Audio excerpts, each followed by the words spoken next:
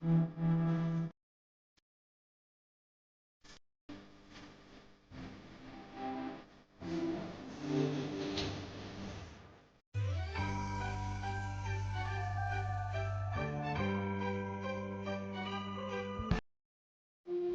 po, good evening sa inyong lahat. Gagawa po tayo ng mini buns dinner rolls, yung pong bilog na maliliit. Ito po ang lahat ng ingredients ko at isusulat ko po yan sa description box at sa ating screen natin lahat ng sukat at takal niya. So ito po yung bread flour, pwede kayong gumamit ng all-purpose flour, sugar, milk powder, instant yeast, salt, at yung ating vanilla powder, pwedeng vanilla extract, at itong ating mashed potato, ayan, at 2 egg yolk, at ito pong ating bread improver, homemade ko po to. Makikita nyo po to sa YouTube natin, nakapost po ito, para makita nyo paano yung paggawa. At ito pong ating canola oil, at itong ating warm fresh milk. Ito pong canola oil natin, pwede po kayong gumamit din ng butter. So, kaya canola oil po itong ginamit ko. Kasi yung tinapay ko, kahit ilagay ko po yan sa ref, malambot pa rin sila dahil yung canola oil, hindi po natutulog ito sa malamig. Hindi po katulad ng butter, pag linagay nyo yung tinapay sa ref, ay matutulog yung butter, titigas siya. So, ima-microwave nyo muna. Ito, kahit nasa ref siya, ay malambot pa rin po yung tinapay. So, kailangan po, canola oil ang gamitin nyo, hindi yung nabibiling mantika sa palengke. At ito naman pong bread improver natin, pwede rin kayong wala, nasa sa inyo po yon. Kasi ito ay pampaganda yung hugis ng tinapay at lambot na rin. Okay, umpisahin na natin. Gagamit po tayo ng mixer machine, pero kung wala po kayo nito, imasa nyo po sa kamay, pwede. Ito po yung bread flour natin. Yeast, sugar, powdered milk, yung asin natin, at itong ating mashed potato, yung egg, halo-halo na po yan, vanilla, at itong ating bread improver,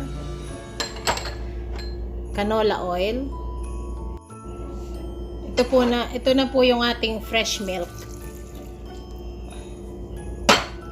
Ngayon, pisayin na po natin sa... Ayan na po. Hayaan muna natin siyang ma-mix lahat bago po natin siya lakasan. Ayan na po siya. Kahit may nakikita pa po kayong ganyan, pero kapag elastic na po tong dough, okay na po yan. Hindi yung porket ganito pa siya, hindi pa siya okay. Ganyanin nyo po yung dough. Ayan, oh. Pag ano na po siya, yung makunat-kunat na siya para malinaw na siya doon, ayan, oh. Pwede na yan. So, ito na po yung ating dough. Ayan. Ayan po. Malambot po yung dough natin.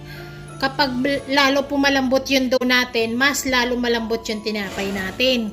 Kung gusto yung iba naman po, ayaw yung malambot na malambot. Pero masarap po yung tinapay pag malambot na malambot. At kaskasan po natin sa taas para hindi ma-dry. At lagyan po natin ng plastic cling. Ayan. Takpan po natin hanggang mag-double size. Room temperature lang po. Ito na po yung ating dough after 1 hour. Double size na siya. Ayan. So, gawin na po natin siya ngayon.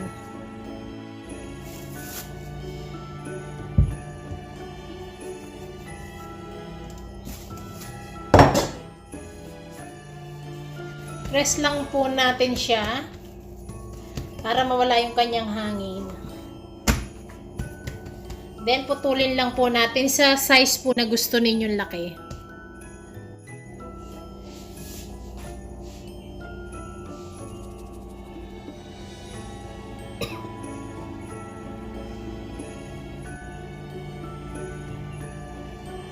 Tapusin ko lang muna po silang lahat.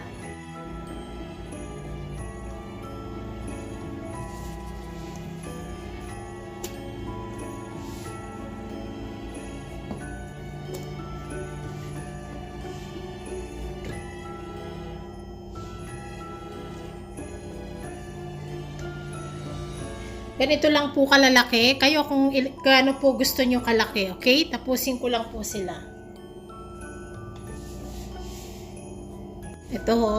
Flat nyo lang silang ganito. Then ganyan.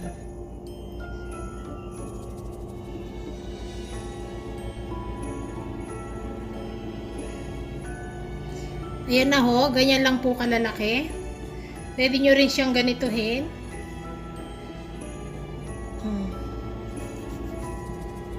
Yan, ganyan lang po kalaki kung ano po yung size na gusto ninyo. Yan, gusto nyo po yung malalaking size nasa sa inyo. Sa akin maliliit lang po tong mga sukat na to. Then, ganyan ninyo lang siya, roll nyo lang siya. Ayan po. Kayo kung gusto nyo po yung malalaki nito, nasa sa inyo. Okay, tapusin ko lang po lang. Ito na po sila. Lagay nyo lang po sila ng ganito sa may lalagyan ninyo. Kaskasan nyo muna po ito ng butter or oil or parchment paper sa pinan nyo para hindi sila dumikit. So ako kinaskasan ko na lang po ng butter yan. Yan. Ngayon takpan po natin yan sila hanggang sila ay mag double size. Ito na po sila. Yan. Ayan. Takpan po natin ang ganyan para mag double size. Preheat nyo na po yung oven nyo habang kayo'y nagpapaalsa nito ng 180 Celsius. Ito na po sila. After 15 minutes, ayan, double size na po sila. Ngayon, brasan lang po natin sila ng egg wash. Ayan. Bago po natin i-bake. Ganyan lang po. Ngayon, bake na po natin sila. Ayan na po.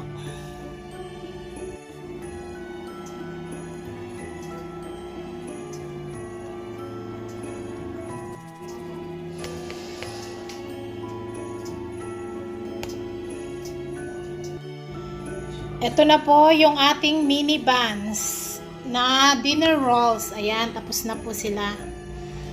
Ayan, maliliit po ang size nila. Kung gusto nyo ng malalaki, lakihin nyo lang po yung inyong dough. Ayan po. Buksan po natin yung isa. Pakita ko sa inyo. Ito po, pakita ko na po sa inyo yung isa. Buksan natin para makita nyo kung gaano siya kalambot. Ayan.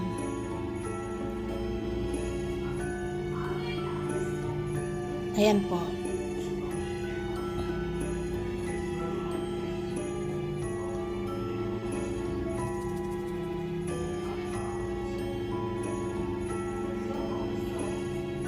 Yan po yung ating mini buns. Ayan.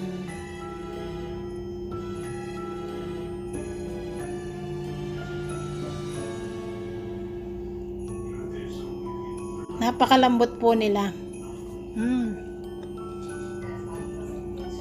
Tignan nyo pa po itong isa.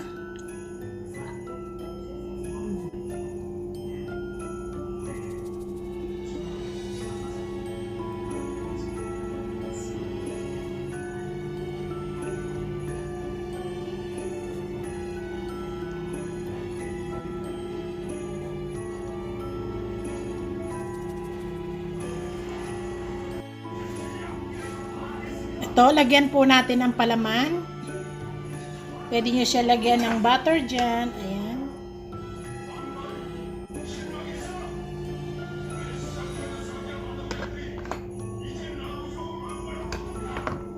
Lagyan nyo siya ng cheese.